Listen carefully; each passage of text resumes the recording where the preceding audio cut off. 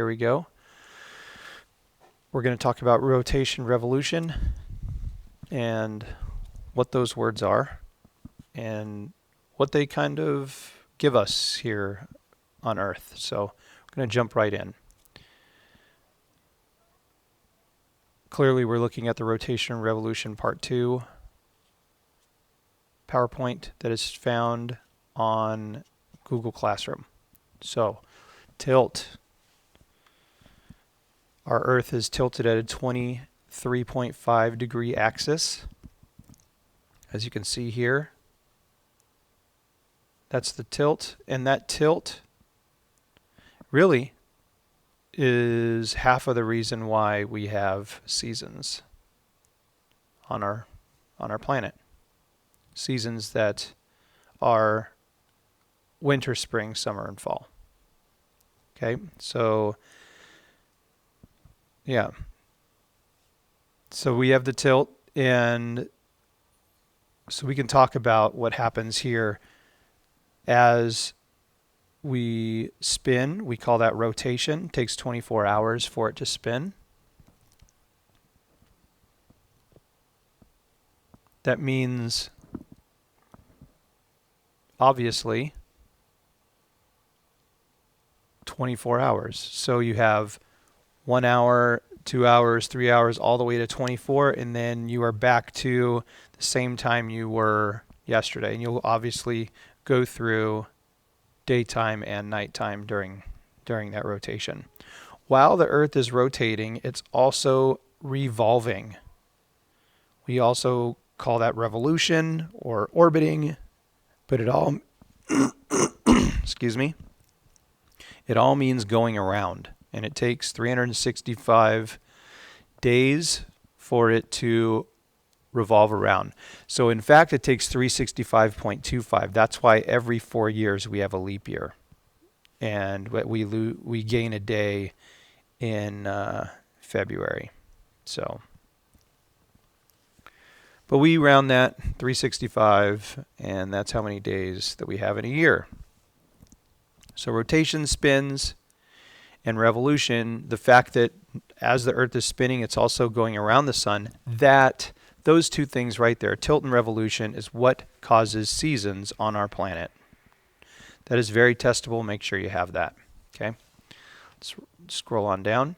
Different seasons occur depending on the time of year and whether you live in the northern or southern hemisphere. So let's talk about a couple of things that happens here. You can look at the northern hemisphere and the southern hemisphere there.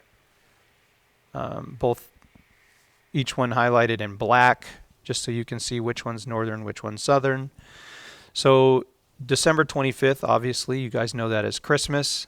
It's, cold. It's during winter. During that time, our Santa's clearly decked out in red and white suit, whereas the southern hemisphere, they have Christmas at the same time, but instead of Santa dressing up in that red and white suit, he probably has on a little red Speedo or something along those lines because it's really warm outside.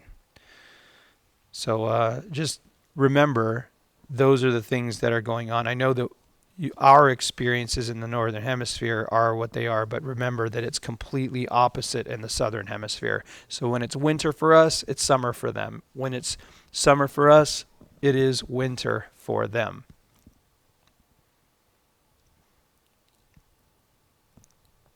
Here we are on the next screen. The question here says, when it is July in Texas and it's summer, it is winter in July in Australia. Why? Well, I just talked about that. Well, no, actually, we could talk a few more details about this. As it is summer in the northern hemisphere, let's see if we could look here. Here's a great picture. We'll just focus on this picture here. Summer in the northern hemisphere. It is tilted clearly 25 degree or 23.5 degree axis. You can see that northern hemisphere, if we draw a little line here where the equator is, you can see that the northern hemisphere is tilted towards the sun. So it's getting that, look at that arrow, the direct rays are hitting the northern hemisphere. And I talked about that in class on how you take a flashlight and you put it in somebody's eyes, it's intense, it's bright. But if you glance it or tilt it away, it's not as bright. That's the same exact phenomenon that's happening with the sun, and what causes our sun to be, during the summertime, very hot, and during the wintertime, it's still super cold outside even when the sun's in the sky. So that's the difference between direct and indirect light, direct and indirect energy, and in this case, direct and indirect thermal energy. So that's the reason why during the summer it's hot for us, and during the winter, and this picture here is it's colder in the southern hemisphere. And then 6 months later, flip-flop, now it's winter for us and summer for them.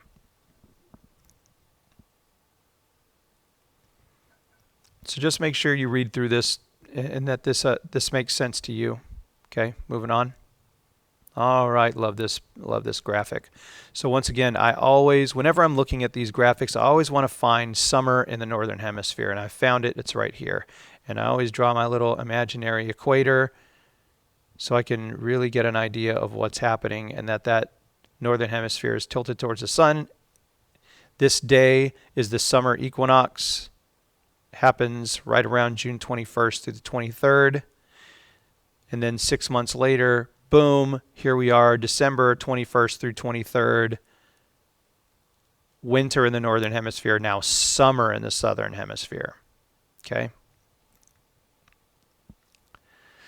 Is with that, again, a little idea about what the direct sunlight does. Smaller surface area, more intense.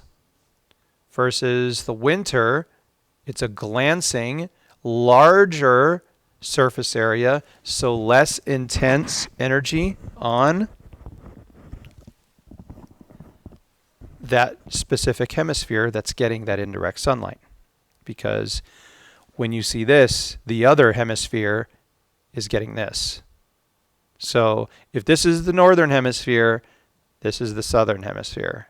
And then 6 months later, this is now the northern hemisphere, and this would be the southern hemisphere.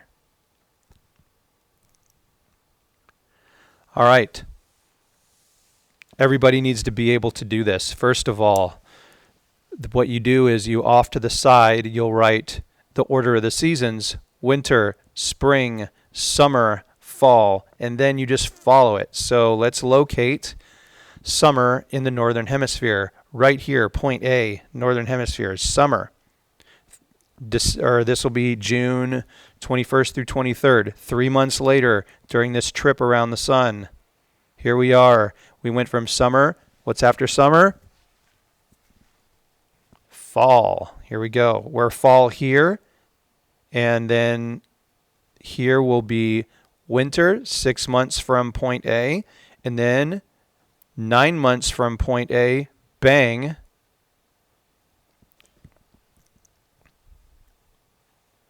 spring. That's right.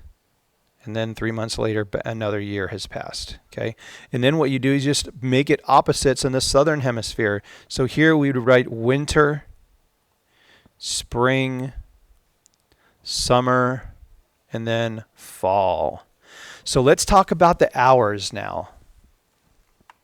You've heard me mention in class once or twice at this point that when it's summer, our days are longer, and when it's winter, our days are shorter. Now check it out. You can totally see. Look at the North Pole here. It's tilted towards the sun. As the Earth is spinning and rotating, it's got sun for 24 hours. If you were up in the North Pole and you were sitting there looking at the skyline, you would see, and if you sat there for 24 hours, you would just watch the sun go around the sky.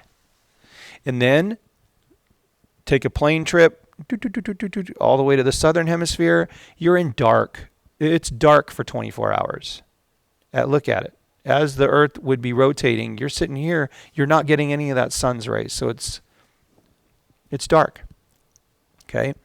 And then check out the equator. Here's the thing about the equator. It's always getting just slightly less than direct sunlight. Slightly less. But it's always getting, that little bit of direct sunlight all year around. That's why when you look at that band right around the equator, that's where the warmth really is absorbed from Earth. That water, nice and warm right around the equator. That's where the hurricanes are born, right around the equator. But anyway, so let's look at it. We got 24 hours of daylight, 0. And as you work your way down, you'll get less and less hours of daylight all the way to here. So 12 hours of daylight. Always look at 12 hours of daylight right here at the equator. So 13, 14, 15, 16, 17, 18, 19, 20, 21, 22, 23, 24. See how that works? And then from 12, 11, 10, 9, 8, 7, 6, 5, 4, 3, 2, 1. That's how that works. And that's June 21st through 23rd. So it'll start its trip. Let's say it's starting from here. It just starts to revolve around as it's rotating, spinning and moving. So June, July, August, September. Okay. Now what we call this is the autumnal equinox in the northern hemisphere. Equinox, 12 hours of daylight from pole to pole. That day, everywhere on Earth is getting 12 hours of daylight. That's an equinox. Equinox is equal daylight hours all the way down. And so we're just going to keep going. September, October, November, December. Oh, November. Happy birthday, Mr. Camacho. Here we go. Bang. Now we're at December. December 21st through 23rd. It's now the winter equinox the winter solstice in North America, summer solstice in Southern America. So now, whereas the North Pole was getting 12 hours of daylight, now it's at 0. Now the South Pole is getting the 12 hours of daylight. And it just flips. So 24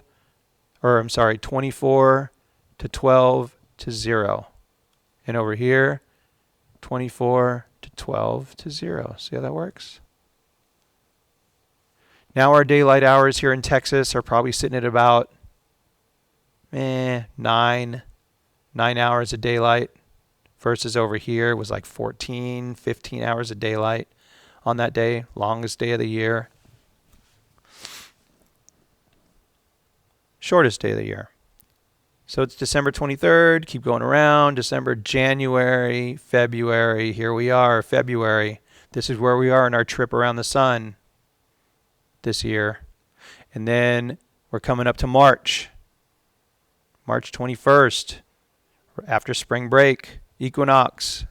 We will call this the vernal equinox in the northern hemisphere. Autumnal during autumn or fall. Vernal during spring. But the same concept, 12 hours of daylight all the way. The heat is distributed evenly. Check it out. If your band of warmth is right here, do you see what's happening? It's splitting between the hemispheres. So we have equal heating and equal daylight hours in the northern and southern hemisphere. So energy is distributed evenly during this time of year. The hours are distributed evenly during this time of year. It's fair weather for the most part in both hemispheres, except for up here and down here. Still soup's cold. Well, greenhouse effect. We got ice melting everywhere. But anyway, in theory, this is what's supposed to happen to a healthy Earth, friends. And we go around. I hope this kind of makes sense. But definitely practice when you see something like this, being able to label it. I'm able to label Northern Hemisphere, summer, right here, June 21st through 23rd, longest day of the year, and then opposite, winter solstice, shortest day of the year, down here. and then label both hemispheres all the way around. Every one of you needs to be able to successfully accomplish that. And that, my friends, is how we have seasons because of the phenomenon of rotation and revolution. Thanks for listening.